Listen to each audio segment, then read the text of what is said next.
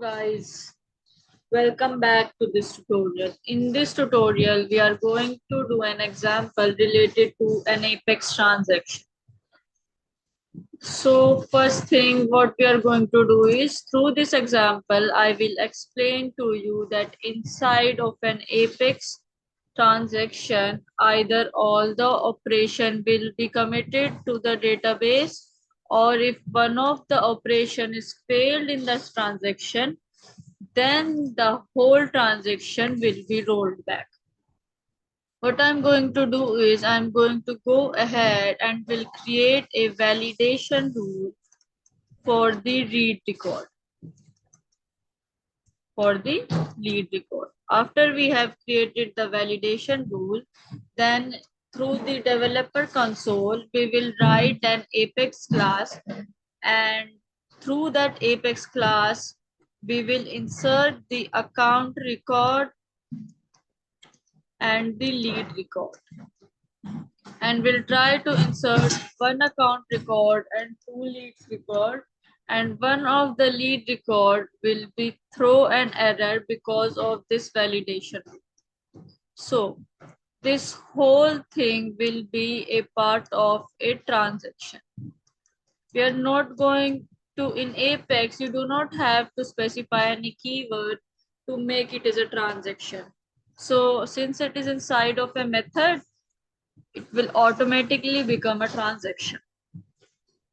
So if one of the lead record fail and you have account 1 created successfully and lead 1 created successfully, because of the second lead which threw an error, the whole transaction will be rolled back.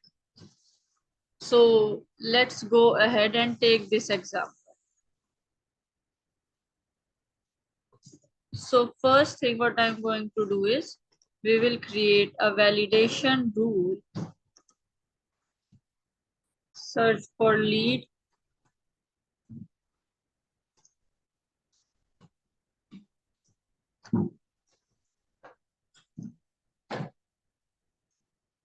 so let's say we can only create a lead record if the company is equals to Cloud Purley. If the company is not equals to Cloud Purley, then you should throw an error saying that the company cannot be other than Cloud Purley.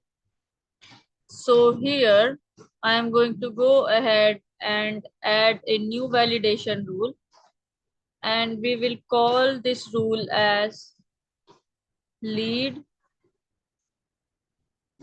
company rule. So what is the error condition formula? The error condition formula is the company name should be my tutorial tag. So I'm going to go ahead and insert the company field. So this company should, if it is not equals to Cloud Purley, if the company is not equals to Cloud Purley, then in that case, Cloud Purley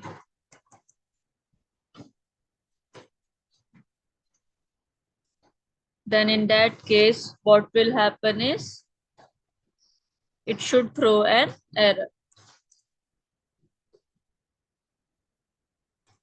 So let's go ahead and use the uppercase here.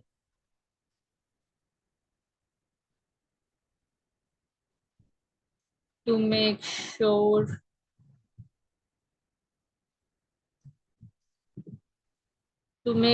the company name, if it is not equals to Cloud Purley, then it is going to show the error message. And the error message would be company can only be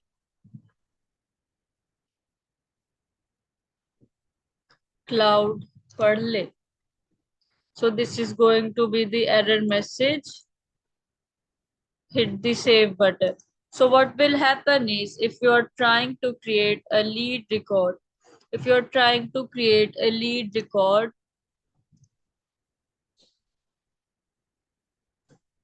let's say we'll create a new lead record.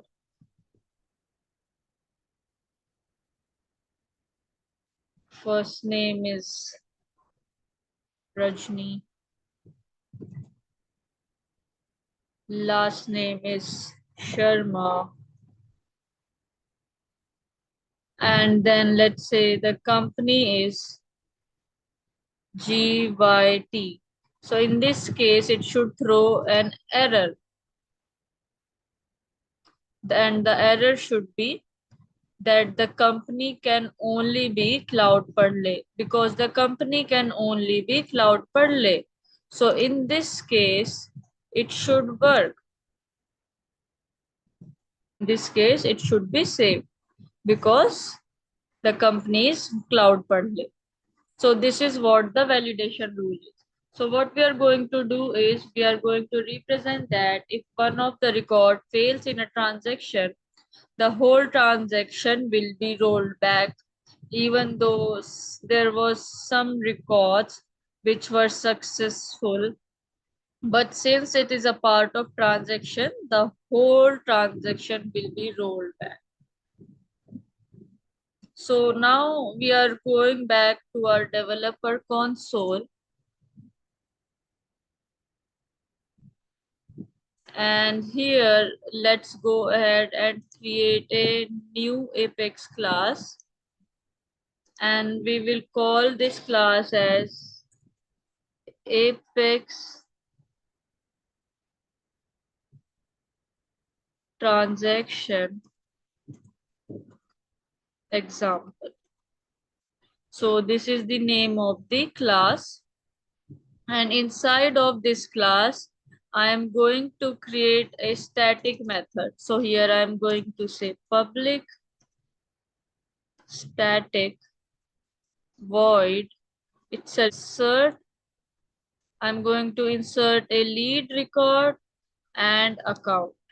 So this is the name of my method, and it takes in the account name, takes in parameter. First, it takes the account name as the parameter. The second parameter, it is the lead name. And the third parameter is the lead company.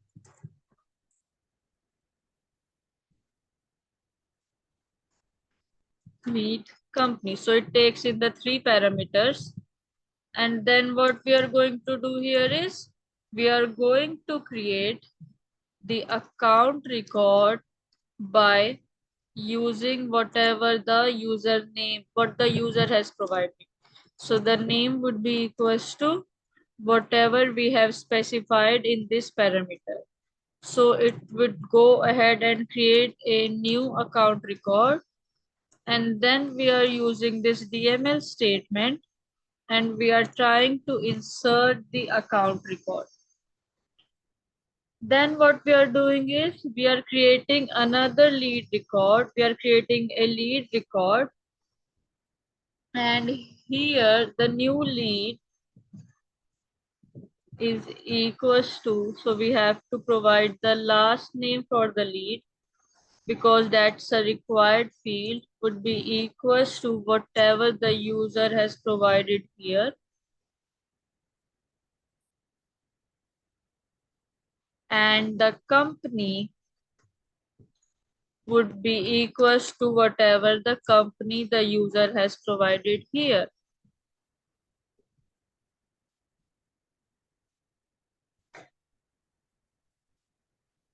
And then we are going to insert the L1.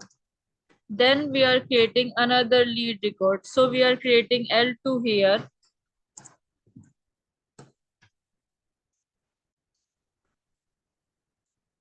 And here the last name would be whatever the name that the user has provided, which is this lead name, whatever the parameter the user has provided.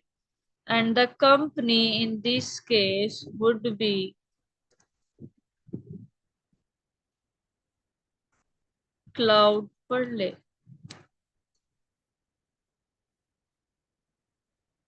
Cloud Pearl.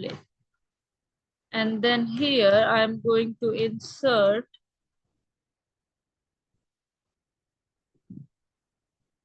L2. So all these three operations, we have three DML operations here, right? So we have three DML operations. First is insert account, right? Insert A. Then the second one we have the insert L1. And the third one we have is the insert L2. So we have three DML operations here. Now depending upon, and we have in this method, it's a static method and we are passing three parameters: account name, lead name, and the lead company. So the first thing what we are doing is we are creating a account record, and whatever the name we have provided here with the use as the name for the account, and then we are using this DML insert operation to insert this record into the database. Secondly, if we go back to the lead record, if we go back to the lead object, we will find out that the lead has two required fields. One is the last name required and the company name. So we have to provide the value for the last name and the company name. So these are the two required fields. So whatever the company name you have provided as the parameter will be used as the company name, and whatever the lead name you have provided will be used as the last name. So then you are using the insert operation to insert lead. Then third time you are manually specifying the company to be Cloud Pearl, and the last name should be whatever the name that you have provided, and then you are using the insert operation. Now, if you remember, we have a validation rule set on the lead object saying that if the company is other than Cloud Pearl, then the lead validation rule will fail and you will get an error. So in this case, if I go back and to my debug and I try to run this and I try to call this Apex transaction example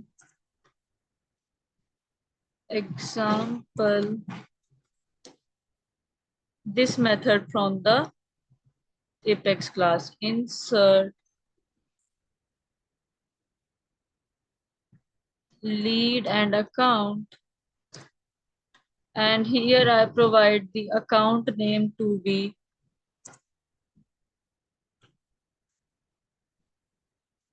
let's say Axis Bank. This is going to be the account name. Let's say the lead name should as John, and the lead company will call it as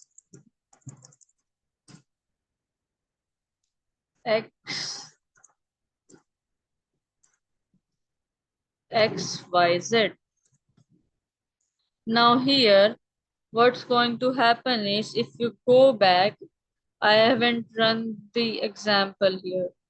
So here, if I go back to the account, there is no account with the name Axis Bank. If we check all the accounts, there is no account with the name Axis Bank.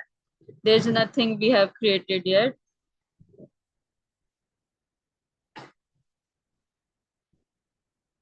Okay, new this way. There is only three accounts that we have created new. Then here under the leads, if I go ahead and say this week,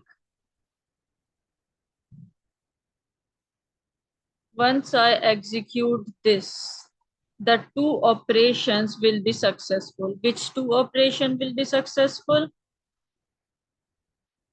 These two operations will be successful. This one will be successful and this one will be successful, A and L2. But L1 will be failed because this is going to be failed because in this case we are providing the company a company name as XYZ. But since all these three are part of the transaction, nothing will get inserted into the database. Nothing should get inserted into the database because one of the operation failed. So in this case, if I go ahead and hit the execute button, it is going to throw an error saying, hey, there is a validation exception. And if I go back, if I go ahead and look at up now in the account, in the new of this week, you do not see the, if we check the new of this week, you see that nothing has created because there is no account is here because the transaction was rolled back. It was also the part of the transaction, and if one of the DML operation failed in that transaction, that's why the rest of the operation did not got executed. Similarly, it did not created the new lead record as well because even though the lead record, this should have been successful. This operation, the operation of this operation should have been successful because the lead name was John, was right, company name was right. But because of this operation failed, the rest of the operation also rolled back. Now here, if I change the company name to Cloud Parlay, in this case, all the three operations will be successful because this time we are not going to get any validation rule exception and all the record will get executed. All the records will get inserted successfully and we did not get any error. Now, if I go back and if I go ahead and refresh it, you will see a record got added.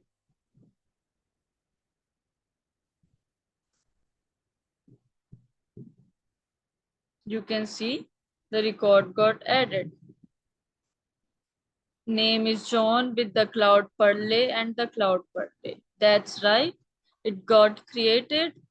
The second one here, because two lead record should be created, right? That's why. And here in this new of this week or in this recently viewed, Axis Bank record got created. It should also been created earlier too, but there was an error in one of the DML operations. That's why the whole transaction was rolled back. This is a part of the whole transaction. Since we have written those inside of a method, that becomes a part of a transaction.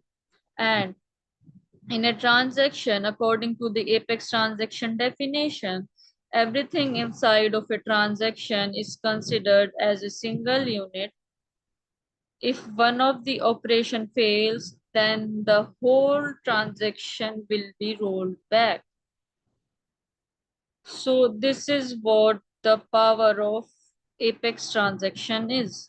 And you want to do that because you do not want to run into a scenario where you are transferring money from bank A to bank B and half of that operation was successful and half of that operation failed. You still do not want the successful to get committed to the database because then there will be an inconsistent state. You want to make sure if one of the operation fails in that transaction, then the whole transaction should be rolled back. So we have a consistency in the database. This is the example of an Apex transaction and how things are done in a single unit in the case of Apex transaction. So let's meet in next tutorial. Till then, have a good day. Bye.